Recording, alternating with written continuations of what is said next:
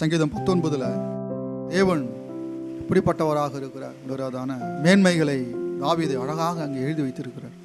அவருடைய சிருஷ்டிப்பை பார்க்கிறான், வானத்தை பார்க்கிறான், பூமியை பார்க்கிறான், நட்சத்திரத்தை பார்க்கிறான், சூரியனை பார்க்கிறான், சந்திரனை பார்க்கிறான், பார்த்துவிட்டு அதிலே தேவனை பார்க்கிறான். முதல் வசனத்தில் வானங்கள் தேவனுடைய மகிமையை வெளிப்படுத்துகிறது, ஆகாய விரிவு அவருடைய கரங்களின் கிரியையை அறிவிக்கிறது.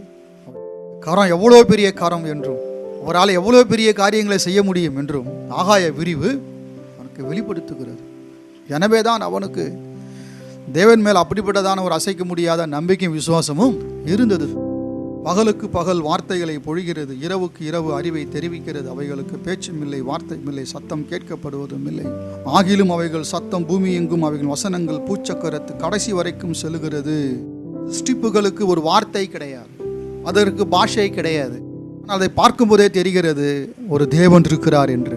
மலைகளை பார்க்கும்போது, கடலை பார்க்கும்போது, சூரியனை பார்க்கும்போது, சந்திரனை பார்க்கும்போது, படைப்புகள் எல்லாம் பார்க்கும்போது, அந்த படைப்புகள் அந்த படைக்கப்பட்ட வடிவத்திலேயே தேவன் யார் என்று நமக்கு வெளிப்படுத்துகிறது. வாயை திறந்து பேசல, அதை பார்த்த உடனேயே நமக்கு தேவன் யார் என்று தெரிகிறது.